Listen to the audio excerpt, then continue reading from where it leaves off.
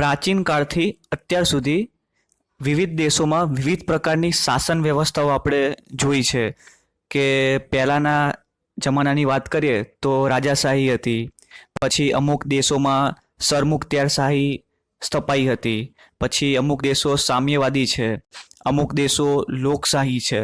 તો આજે આપણે આ વિડીયોની અંદર એક કોન્સેપ્ટને ક્લિયર કરીશું કે રાજાશાહીમાં શું આવતું હતું, સરમુખત્યારશાહી કોને કહેવાય, સામ્યવાદી દેશ આપણે કોને કહીશું, તેમજ લોકશાહી દેશ કોને કહેવાય અને લોકશાહી દેશોના પ્રકાર એટલે કે કેટલા પ્રકારની લોકશાહી હોય છે એના વિશે આપણે આ વિડીયોની અંદર જોઈશું. તો શરૂઆત કરીએ તો સૌથી પહેલાં આપણે વર્ગીકરણ જોઈ લઈએ કે આધુનિક યુગની જે શાસન વ્યવસ્થાના જે સ્વરૂપો છે એને અહીંયા 4 ભાગમાં વહેંચી છે. સૌ પ્રથમ રાજાશાહી, ત્યારબાદ આવે છે સરમુખત્યારશાહી. એમાં આપણે હિટલર અને બેનિટો મુસોલિની એ આપણે પ્રથમ વિશ્વયુદ્ધની અંદર, બીજા વિશ્વયુદ્ધની અંદર પરિચય મેળવેલો જ છે. ત્યારબાદ છે સામ્યવાદી, જેણે અત્યારે ચીને જે શાસન વ્યવસ્થા અપનાવી છે એ ચીનની શાસન વ્યવસ્થાને સામ્યવાદી કહેવામાં આવે છે. અને લોકશાહી જે આપણા ભારતે અપનાવી છે એમાં 2 પ્રકારની લોકશાહી જોવા મળે છે, સંસદીય લોકશાહી અને પ્રમુખીય લોકશાહી. આપણે સંસદીય લોકશાહી અપનાવી છે, જ્યારે અમેરિકા દેશે પ્રમુખીય લોકશાહી અપનાવી છે.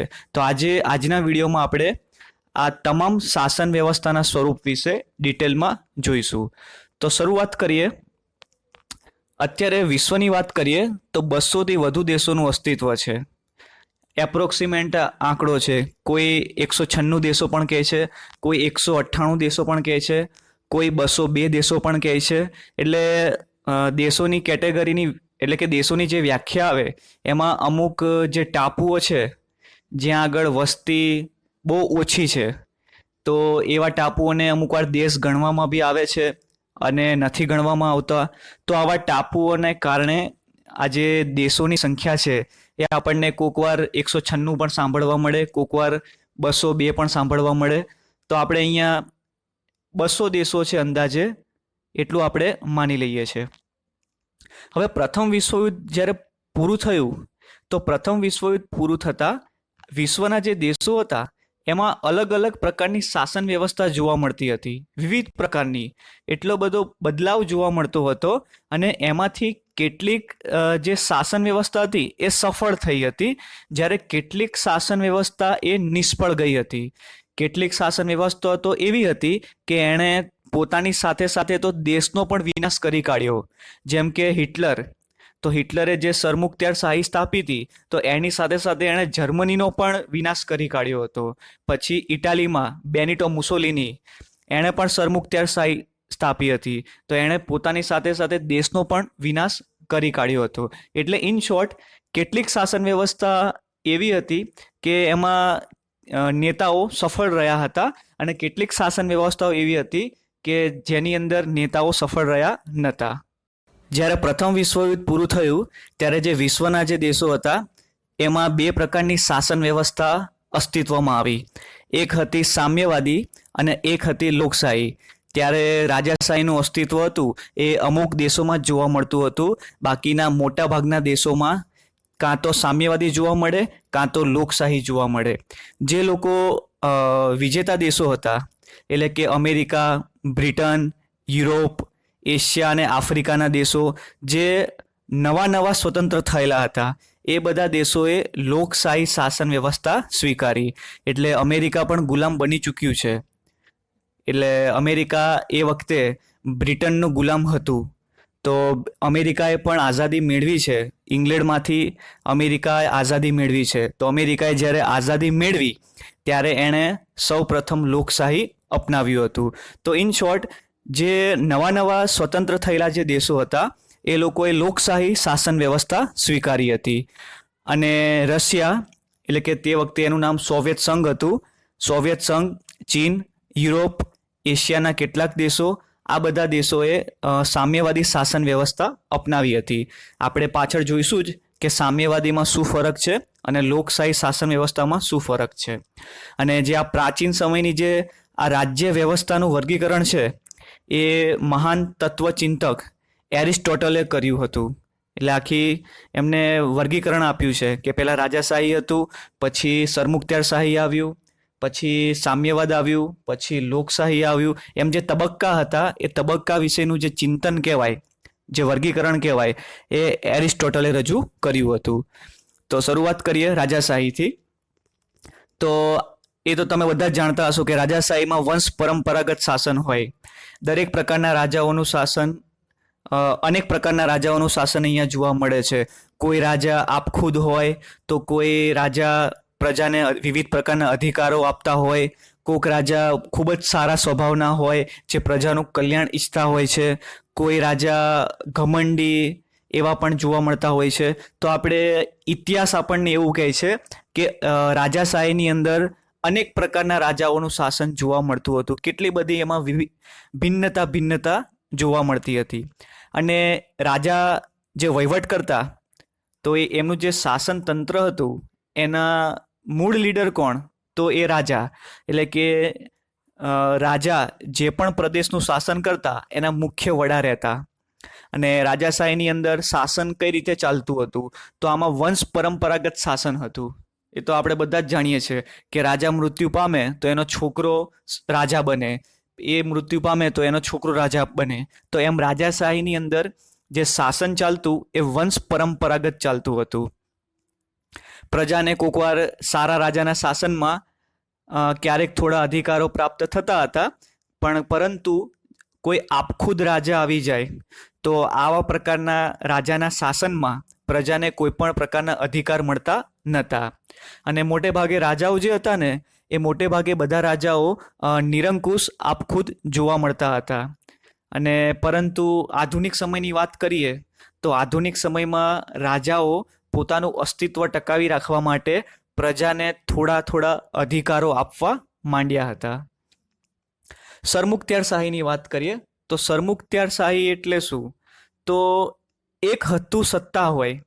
એટલે આમ તો રાજાશાહી જેવું જ થયું કે રાજાશાહીની અંદર એકલો રાજા હોય અને એ રાજા આખા પ્રદેશ ઉપર શાસન કરે, એને આપણે રાજાશાહી કહીએ છીએ.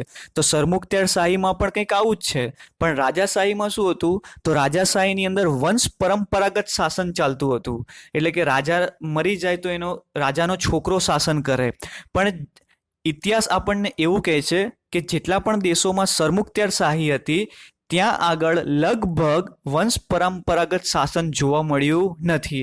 એટલે જેણે પણ સરમુખત્યારશાહી સ્થાપી છે એ મરી જાય પછી એનો જે વંશવેલો જે આગળ શાસન માટે જોઈએ એ પ્રકારેનું શાસન જોવા મળતું નહોતું. એટલે આપણે એમ કહી શકીએ કે સરમુખત્યારશાહીમાં વંશ પરંપરાગતનું તત્વ ખૂબ જ ઓછું જોવા મળે છે. અને જે આવા પ્રકારની જે શાસન વ્યવસ્થા હોય એ છે ને રાજકીય ક્રાંતિના ભાગે આવતી હોય છે. એટલે કે ત્યાં આગળ જે પોલિટિક્સ, જે ક્રાંતિ થાય છે એ પછી સરમુખત્યારશાહી સ્થપાતી હોય છે. એટલે કે શું? તો આપણે જોયું કે જર્મની જ્યારે હારી ગયું હતું તો જર્મની પાસે કોઈ એવો નેતા નહોતો કે જે જર્મનીને પુનઃ બેઠું કરી શકે. તો એવામાં હિટલર આવ્યો.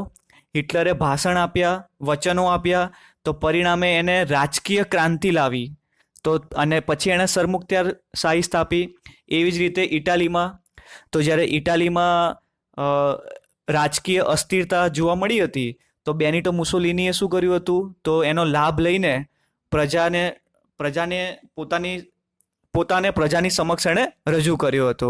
તો ઇન શોર્ટ સરમુખત્યારશાહીની સ્થાપના જે છે એ કોઈ ક્રાંતિના ભાગ સ્વરૂપે આવતી હોય છે.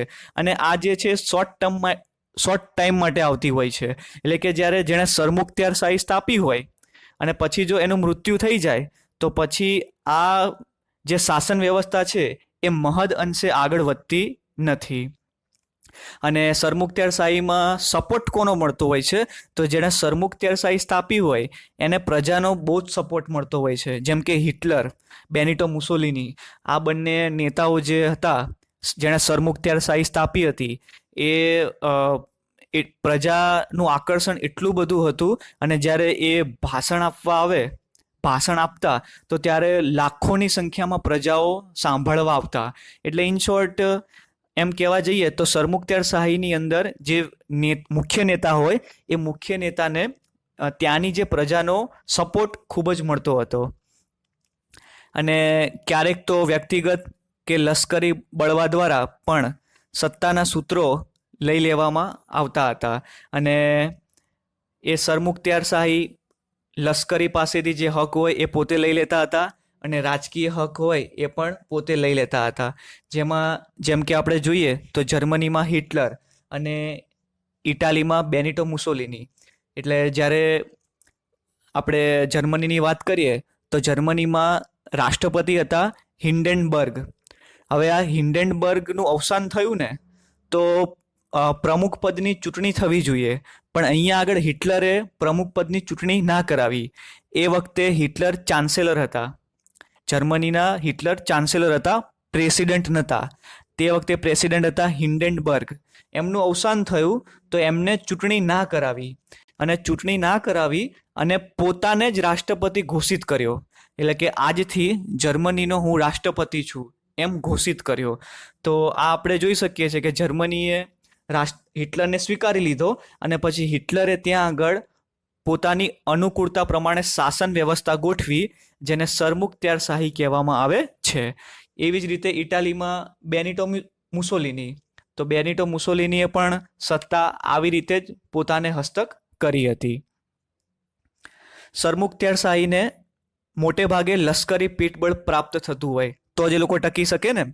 સરમુખત્યારશાહીને બે વસ્તુ સપોર્ટમાં હોય તો જ એ લોકો ટકી શકે.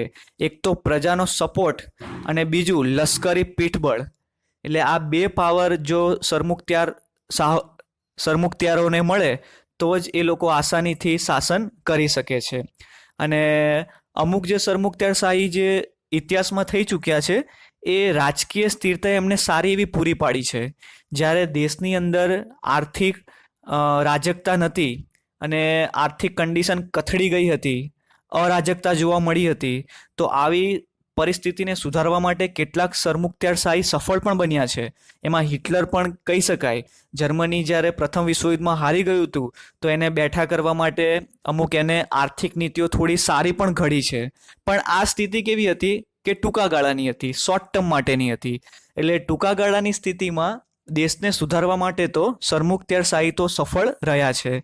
અને આ શાસકો હતા એ અલ્પજીવી રહ્યા છે. એટલે બહુ લાંબા સમય સુધી જીવ્યા નહોતા, કારણ કે અનેક દેશોનો ખતરો હોય અને એ વખતે એટલી બધી સિક્યુરિટી પણ નથી, એટલા બધા શસ્ત્રો પણ નહોતા. એટલા માટે પોતાનું પ્રોટેક્શન કરવું એ પ્રજાના હાથમાં હતું અને એક લશ્કરના હાથમાં હતું. એટલે આ બધા શાસકો જે હતા એ અલ્પજીવી હતા. જેમ કે હિટલર, તો એણે પ્રથમ વિશ્વયુદ્ધમાં હાર સ્વીકારી લીધી, તો એ હારને સહન ના કરી શક્યો, તો એ પોતે સુસાઇડ કરીને એણે જાન આપી દીધી. એવી જ રીતે બેનિટો મુસોલિની, એ પણ નાની ઉંમરમાં, નાની ઉંમર તો ના કહેવાય, 70-75ની વર્ષની ઉંમરમાં એ લોકો મૃત્યુ પામ્યા હતા. પણ ઇન શોર્ટ આ લોકોનું જે જીવન કહી શકાય એ ખૂબ જ અલ્પજીવી હોય છે. અને મેં કીધું એ પ્રમાણે કે પોતાની સાથે સાથે દેશનો પણ વિનાશ કરતા જાય છે. ત્યારબાદ છે સામ્યવાદ. હવે સામ્યવાદ જે છે ને એ આમ જોવા જઈએ ને તો લોકશાહી પછી આવેલી વ્યવસ્થા છે. એટલે એમ કહી શકાય કે જેટલી પણ શાસન વ્યવસ્થા આપણે જોઈ છે એમાંથી સૌથી છેલ્લે જો કોઈ શાસન વ્યવસ્થા આવી હોય તો એ છે સામ્યવાદ.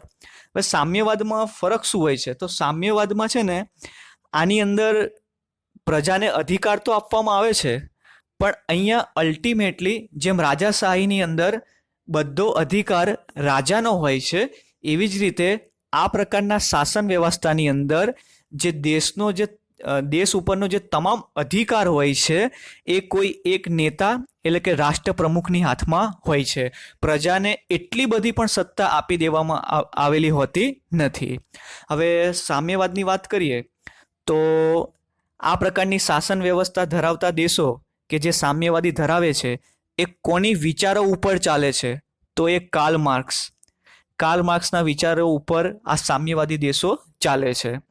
અને બે પુસ્તકો લખાયેલા છે, એક છે દાસ કેપિટલ અને એક છે કોમ્યુનિસ્ટ મેનિફેસ્ટો. તો આ બે પુસ્તકોની અંદર આ સામ્યવાદી શાસન વ્યવસ્થા શું છે એનો વિગતવાર વર્ણન કરવામાં આવેલું છે. તો થોડુંક આપણે શોર્ટમાં જોઈ લઈએ તો કાર્લ માર્ક્સની જે વિચારસરણી હતી એ કેવી હતી? તો કાર્લ માર્ક્સના વિચારો પ્રમાણે કોને ઇમ્પોર્ટન્સ આપવામાં આવતું હતું? તો અહીંયા કામદારોને મહત્વ આપવામાં આવતું હતું, અને એ કામદારોને સામાજિક ન્યાય મળવો જોઈએ. એટલે આ સામાજિક ન્યાયની અંદર બધું આવી ગયું. એને વેતન બરોબર મળવું જોઈએ, એને શોષણ થવું ના જોઈએ, એને જે હક, એના જે અધિકારો કહેવાય એ અધિકારો એને મળવા જોઈએ. તો આ પ્રકારની વિચારસરણી કાર્લ માર્ક્સની હતી, અને સામ્યવાદી જે દેશો રહ્યા એ આ પ્રકારની વિચારસરણીને અનુસરતા હતા. હવે બીજી વસ્તુ, અત્યારના સમયની વાત કરીએ તો જે સામ્યવાદી જે દેશોએ અપનાવ્યું છે એમાં ચીનની વાત કરીએ. ચીને સામ્યવાદી અપનાવ્યું છે. તો ચીનની વાત કરીએ તો ત્યાં આગળ કેવું છે, તો ત્યાં આગળ કેપિટલિઝમ જોવા નથી મળતું. એટલે કે ત્યાં આગળ મૂડીવાદ જોવા નથી મળતું. એટલે મૂડીવાદ એટલે શું? તો ત્યાં આગળ જે બહારના દેશોનું જે ઇન્વેસ્ટમેન્ટ કહેવાય ત્યાં આગળ બહુ ઓછું જોવા મળે છે. બનતા સુધી ત્યાંની જે ગવર્મેન્ટ છે એ જ ઇન્વેસ્ટમેન્ટ કરે છે, એ જ રોકાણ કરે છે. એટલે અહીંયા એમ કહી શકાય કે જે દેશની અંદર જે મોટાભાગના જે એકમો છે, ઉદ્યોગો છે અથવા તો કંપનીઓ છે એ બધી સરકારની જ હોય છે. અહીંયા કોઈ પ્રાઇવેટ કંપનીને એન્ટ્રી આપવામાં આવતી નથી, અને જો કોઈ પ્રાઇવેટ કંપની હોય તો ખૂબ જ ઓછી સંખ્યાની અંદર જોવા મળે છે. અને થોડાક ઉદાહરણ જોઈ લઈએ આપણે તો થોડોક આઈડિયા આવી જશે કે સામ્યવાદ શું છે. તો રશિયાની અંદર બોલ્શેવિક ક્રાંતિ થઈ હતી. એ બોલ્શેવિક ક્રાંતિ વિશે તમારે વિગતવાર જાણવું હોય તો મારી ચેનલની અંદર મેં રશિયાની બોલ્શેવિક ક્રાંતિ ડિટેલમાં સમજાવેલી છે, તમે ત્યાં આગળ જઈને જોઈ શકશો. તો રશિયામાં બોલ્શેવિક ક્રાંતિ થઈ હતી, તો ત્યાં આગળ લેનિને શું કર્યું? તો ત્યાં આગળ લેનિને પોતાની સત્તા સ્થાપી. એટલે ત્યાં આગળ લેનિને શાસન કર્યું અને એને જબરજસ્ત સફળતા મળી. અને લેનિને જે વિચારો રજૂ કર્યા હતા એ વિચારો કોની ઉપર આધારિત હતા? તો એ વિચારો કાર્લ માર્ક્સની વિચારસરણી પર આધારિત હતા. એટલે લેનિને શું કર્યું હતું? તો પ્રજાને અધિકારો તો આપ્યા, પણ ત્યાં આગળ જે એકમો, જે કંપનીઓ કહેવાય એ બધું કોને હસ્તક રાખ્યું? તો એ બધું સરકારને હસ્તક રાખ્યું. આની અંદર કોઈ પ્રાઇવેટ એકમોને એન્ટ્રી આપી નહીં. તો એમાં લેનિનને જબરજસ્ત સફળતા મળી હતી. પરંતુ જે સોવિયત સંઘ કહેવાય, તો એ સોવિયત સંઘના અહીંયા વિઘટન થયું. એટલે આપણે જાણીએ છીએ કે રશિયા શેમાંથી છૂટું પડ્યું છે? તો રશિયા સોવિયત સંઘમાંથી છૂટું પડ્યું છે. એ સોવિયત સંઘનો એક ભાગ હતો.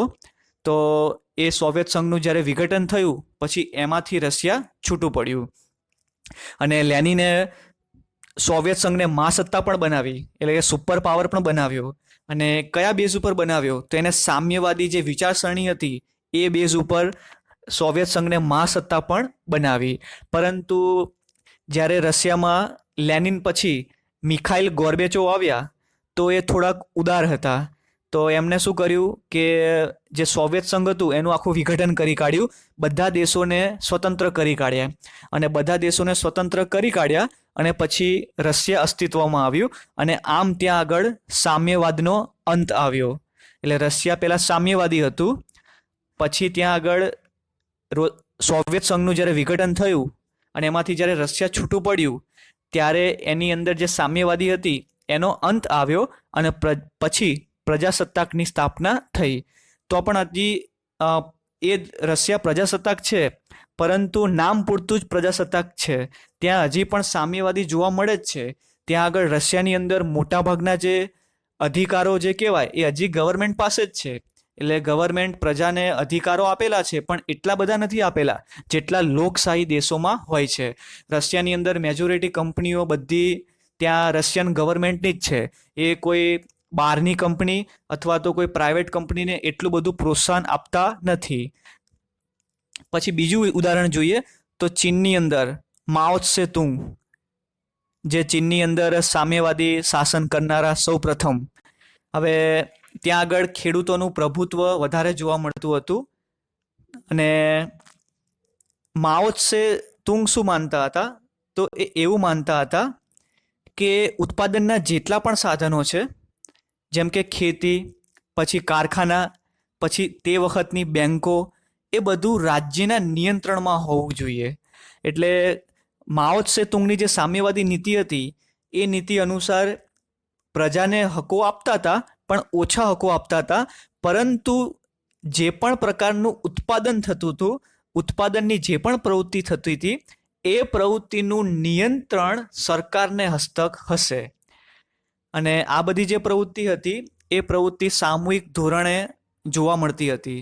એટલે આ જે સામ્યવાદી જે દેશો હોય છે એની અંદર જે પણ પ્રવૃત્તિ થાય છે એ પ્રવૃત્તિ લગભગ સામૂહિક ધોરણે થાય છે, એક ગ્રુપની અંદર થતી જોવા મળે છે. તો લેનિનની પણ સામ્યવાદી નીતિ આપણે જોઈ શકીએ છીએ, માઓ ત્સે તુંગની પણ સામ્યવાદી નીતિ જોઈ શકીએ છીએ. તો આપણે આનો થોડોક પાઠનો સાર કાઢવો હોય આ ટોપિકનો, કે સામ્યવાદી દેશો કોને કહેવાય, આપણે ટૂંકમાં કેવું હોય તો એ પ્રકારના દેશો કે જ્યાં આગળ પ્રજાને ઓછા અધિકારો આપવામાં આવે અને પ્રજાની જેટલી પણ પ્રોપર્ટી છે એ પ્રોપર્ટી પર અંતે દેશનો અધિકાર હોય, એટલે કે સરકારનો અધિકાર હોય. અને બીજી વસ્તુ એ કે ત્યાં આગળ વિદેશી મૂડીરોકાણ ઓછું જોવા મળે, ત્યાં આગળ જે કેપિટલિઝમ કહેવાય એ ખૂબ જ ઓછું જોવા મળે, મોટે ભાગે સરકાર જ ઇન્વેસ્ટમેન્ટ કરે, મોટે ભાગે સરકારી કંપની જ જોવા મળે, ત્યાં આગળ પ્રાઇવેટ કંપની ખૂબ જ ઓછી જોવા મળે. તો ઇન શોર્ટ, સામ્યવાદી દેશોમાં સરકારનું વર્ચસ્વ ખૂબ જ વધારે જોવા મળે છે. તો આ પ્રકારની શાસન વ્યવસ્થાને સામ્યવાદી દેશ કહેવામાં આવે છે. અને એકમાત્ર એવો દેશ છે ચીન, કે જ્યાં આગળ એકદમ પ્યોર સામ્યવાદ જોવા મળે છે, એટલે કે શુદ્ધ સામ્યવાદ જોવા મળે છે. અને જે કાર્લ માર્ક્સ હતા એમને આ શુદ્ધ સામ્યવાદ શાસન વ્યવસ્થા કોને કહેવાય અને એમાં શું અનુસરવું જોઈએ એ કાર્લ માર્ક્સે ના વિચારોએ આપેલું છે. અને કાર્લ માર્ક્સના વિચારો અત્યારે ચીન 100% ફોલો કરે છે. ત્યારબાદ છે લોકશાહી. તો લોકશાહીમાં તો આપણે બધા જ જાણીએ છીએ, આપણો ભારત દેશ લોકશાહી છે. તો એની જેટલા પણ દેશો છે એમાંથી મેજોરિટી દેશો લોકશાહી દેશો છે. અને સૌથી લોકોને ફેવરિટ કોઈ શાસન વ્યવસ્થા હોય તો એ છે લોકશાહી. એની અંદર નાગરિકોની ભૂમિકા બહુ સક્રિય હોય છે. કેમ? કારણ કે નાગરિકો એક્ટિવ હોવા જોઈએ, કારણ કે આની અંદર ચૂંટણી થાય, ઉમેદવારને મત મળે, પછી ઉમેદવાર પ્રજા વતી શાસન કરે છે. તો એટલા માટે લોકશાહીની અંદર નાગરિકોની ભૂમિકા બહુ મહત્વની છે. લોકશાહીની અંદર જે ચૂંટાઈને આવેલા પ્રતિનિધિઓ છે તો એ સરકાર જે છે એ સત્તા સંભાળે છે. એટલે કે જે આપણે જેને વોટ આપીને ચૂંટી કાઢીએ છીએ એ દેશનું શાસન સંભાળે છે. લોકશાહીના બે પ્રકાર છે, સંસદીય લોકશાહી અને પ્રમુખીય લોકશાહી. મેં તમને શરૂઆતમાં કીધું હતું કે ભારતે સંસદીય લોકશાહી અપનાવી છે અને અમેરિકાએ પ્રમુખીય લોકશાહી અપનાવી છે. તો બંનેની લોકશાહીમાં ફરક શું છે? તો બંનેની લોકશાહીમાં બેઝિક ફરક એ છે કે આપણી જે સંસદીય લોકશાહીની અંદર રાષ્ટ્રપતિ તો હોય છે, પણ રાષ્ટ્રપતિને એટલી બધી સત્તા આપેલી હોતી નથી. એટલે આપણા દેશનો જે કારભાર છે એ વડાપ્રધાન સંભાળે છે. જ્યારે પ્રમુખીય લોકશાહીની અંદર જે પ્રમુખ હોય છે એ પ્રમુખ આખા દેશની સત્તા સંભાળે છે. એટલે હવે આપણે ડિટેલમાં જોઈએ એટલે તમને કોન્સેપ્ટ ક્લિયર થઈ જશે કે સંસદીય લોકશાહી અને પ્રમુખીય લોકશાહીમાં શું ફરક છે. તો સંસદીય લોકશાહીમાં પ્રજા દ્વારા ચૂંટાઈને જે નેતા જે છે એ શાસન કરે છે, અને જે પ્રજા દ્વારા ચૂંટાઈને આવે છે ઉમેદવાર એ કોને જવાબદાર હોય છે? તો એ સંસદને જવાબદાર હોય છે. અને એમને સંયુક્તપણે શાસન કરવાનું હોય છે, એટલે કે પ્રજાને વિશ્વાસમાં રાખીને શાસન કરવાનું હોય છે. જ્યાં સુધી પ્રજાનો વિશ્વાસ રહેશે ત્યાં સુધી એવો શાસન કરી શકશે. પણ જ્યારે અવિશ્વાસનો દરખાસ્ત આવશે અને લોકમતમાં એ સાચું સાબિત થશે તો પછી એ ચૂંટાયેલા નેતા વધારે શાસન કરી શકશે નહીં. સંસદીય પદ્ધતિમાં બે ગૃહો હોય, એક છે ઉપલું ગૃહ અને એક છે નીચલું ગૃહ. ઉપલું ગૃહ, જેને આપણે રાજ્યસભા કહીએ છીએ, એ પરોક્ષ મતદારોથી બનેલી છે. અને જે નીચલું ગૃહ, જેને આપણે લોકસભા કહીએ છીએ, એ પ્રત્યક્ષ મતદારોથી બનેલી હોય છે. એટલે અહીંયા જે નીચલા ગૃહમાં જેટલા પણ સભ્યો છે એ ડાયરેક્ટલી ચૂંટાય છે, અને અહીંયા જે ઉપલા ગૃહની અંદર જે સભ્યો છે એ ઇનડાયરેક્ટલી રીતે ચૂંટાય છે. તો આપણા ભારતમાં આ પ્રકારની લોકશાહી અમલમાં છે. ઇંગ્લેન્ડની અંદર પણ લોકશાહી છે, અને ત્યાં પણ સંસદીય જ લોકશાહી છે. તો ત્યાં આગળ રાજાશાહી હતું ઇંગ્લેન્ડની અંદર, પણ ત્યાં આગળ એક ક્રાંતિ થઈ હતી, રક્તવિહીન ક્રાંતિ 1688ની અંદર. તો આ ક્રાંતિની અંદર પછી એ લોકોએ જ્યારે સંસદીય લોકશાહી અપનાવી તો ત્યારે એ લોકોએ એવું નક્કી કર્યું કે દેશની અંદર રાજાશાહી પણ રહેશે અને લોકશાહી પણ રહેશે. ફરક એટલો રહેશે કે જે રાજાશાહી હશે એને એટલો બધો પાવર આપવામાં આવશે નહીં. દેશનો સૌથી વધુ પાવર એ સંસદીય લોકશાહીને આપવામાં આવશે. એવું આ રક્તવિહીન ક્રાંતિની અંદર નક્કી થયું. એટલે ઇંગ્લેન્ડમાંથી રાજાશાહી સંપૂર્ણપણે નાબૂદ નથી. અત્યારે પણ આપણે રાજાઓ ત્યાં આગળ જોઈ શકીએ છીએ, ત્યાં પણ અત્યારે રાજાશાહી છે જ. રાજાઓ વંશ પરંપરાગત શાસન ભોગવે જ છે, પરંતુ કેવી કે નામ પૂરતી જ સત્તા. એટલે આપણા રાષ્ટ્રપતિને જે સત્તા આપી છે નામ પૂરતી જ, એવી જ સત્તા સેમ રાજાઓની હોય છે. એટલે આપણા દેશની અંદર આખરી સત્તા કોની હોય છે? તો સંસદની હોય છે. તો એવી રીતે ઇંગ્લેન્ડની અંદર પણ આખરી સત્તા કોની હોય છે? તો ત્યાં આગળ સંસદની જોવા મળે છે. રાજ્યની વાસ્તવિક સત્તા ભારતની જેમ સંસદ પાસે હોય છે. લોકશાહી સ્થપાવેલ હોવા છતાં ત્યાં આગળ પ્રજા રાણી કે રાજા તરફ અત્યંત માન સન્માન પણ ધરાવે છે. એટલે ત્યાં આગળ રાજાશાહી જોવા મળે છે અને લોકશાહી પણ જોવા મળે છે, પરંતુ એ ત્યાંના લોકો રાજા અને રાણીને પણ એટલું જ માન આપે છે. ઇન શોર્ટ આપણે કહેવા જઈએ તો ત્યાં આગળ રાજાશાહી તો છે, પરંતુ નામ પૂરતી રાજાશાહી છે. બધો પાવર કોનો છે? તો સંસદનો છે. ત્યારબાદ પ્રમુખીય લોકશાહી જોઈએ તો આપણે ભારતની અંદર કેવું છે? તો રાષ્ટ્રપતિ ઇનડાયરેક્ટલી રીતે ચૂંટાય છે. એટલે રાષ્ટ્રપતિ પરોક્ષ રીતે ચૂંટાય છે, પ્રત્યક્ષ રીતે ચૂંટાતા નથી. એટલે કે આપણે ભારતનો નાગરિક ડાયરેક્ટલી રાષ્ટ્રપતિને વોટ આપતો નથી. રાષ્ટ્રપતિ ચૂંટાય છે કઈ રીતે?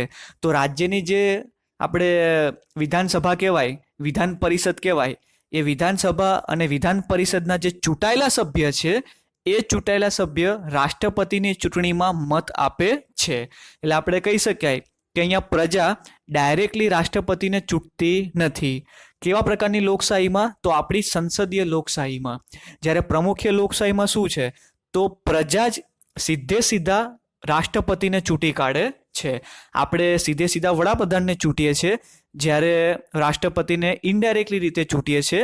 પણ અમેરિકા જેવા દેશોમાં અથવા તો જ્યાં પ્રમુખીય લોકશાહી જોવા મળે છે ત્યાં આગળ જે રાષ્ટ્રપતિ છે એ પ્રજા દ્વારા સીધા ચૂંટાય છે. અમેરિકા આનું બેસ્ટ એક્ઝામ્પલ છે પ્રમુખીય લોકશાહીનું.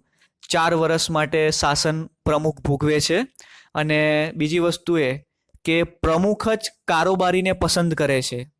એટલે જે કારોબારી જે સભ્યો કહેવાય એ કારોબારી સભ્યને આપણા ભારતમાં વડાપ્રધાન પસંદ કરે છે, પરંતુ પ્રમુખીય લોકશાહીની અંદર રાષ્ટ્રપતિ કારોબારીને પસંદ કરે છે.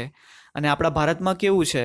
તો જે કારોબારી જે સભ્ય છે એ સંસદને જવાબદાર હોય છે, પરંતુ અમેરિકાની અંદર કેવું છે? તો જ્યાં જે પણ કારોબારી સભ્ય છે એ કારોબારી સભ્ય રાષ્ટ્રપતિને જવાબદાર હોય છે. અને રાષ્ટ્રપતિ નિર્ણય લેવા માટે સ્વતંત્ર છે. એમને સંસદને પૂછવું પડતું હોતું નથી. એટલે સંસદને સત્તા છે, પણ ત્યાં આગળ સંસદને બહુ ઓછી સત્તા આપેલી છે. સૌથી વધુ પાવર કોનો હોય છે? તો રાષ્ટ્રપ્રમુખ એટલે કે રાષ્ટ્રપતિનો હોય છે. અને રાષ્ટ્રપતિ નિર્ણય લેવા માટે એકદમ સ્વતંત્ર હોય છે. અને બીજી વસ્તુ એ કે ત્યાં આગળ એકીતંત્ર શાસન વ્યવસ્થા જોવા મળે છે. એટલે કે શું? તો ત્યાં આગળ આખા દેશની અંદર રાષ્ટ્રપ્રમુખ જ શાસન કરે છે. એટલે ત્યાં આગળ બધા જ નિર્ણયો, બધી જ હકુમત જે કહેવાશે એ ત્યાં આગળ રાષ્ટ્રપતિની જ જોવા મળશે. પણ આપણા ભારતની અંદર સમવાય તંત્ર જોવા મળે છે. સમવાય તંત્ર એટલે શું? તો રાજ્યની અંદર મુખ્યમંત્રી અને કેન્દ્રની અંદર વડાપ્રધાન. તો 2 રીતે જોવા મળે છે. કેન્દ્રની અંદર વડાપ્રધાન જોવા મળે છે, રાજ્યની અંદર મુખ્યમંત્રી જોવા મળે છે. તો આ છે સમવાય તંત્ર વ્યવસ્થા. પરંતુ જો કટોકટીનો સમય આવે તો કટોકટીના સમયમાં તો આપણે જાણીએ છીએ કે રાષ્ટ્રપતિ શાસન ચાલે.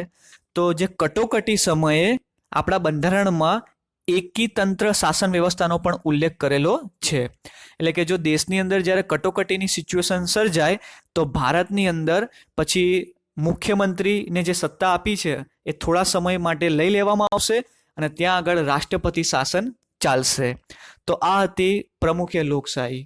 તો આ વિડીયોની અંદર આપણે સામ્યવાદી શાસન વ્યવસ્થા જોયું, રાજાશાહી જોયું, સરમુખત્યારશાહી જોયું, લોકશાહીના પ્રકારો જોયા. તો તમને ક્લિયર થઈ ગયું હશે કે ક્યાં શું ફેર છે. છતાં પણ કોઈ તમને કંઈ ડાઉટ હોય તો તમે મને કોમેન્ટ બોક્સની અંદર પૂછી શકો છો. અને જો તમને કંઈક નવું જાણવા મળ્યું હોય તો વિડીયોને ચોક્કસપણે લાઈક કરજો અને શેર કરજો. Thank you for watching.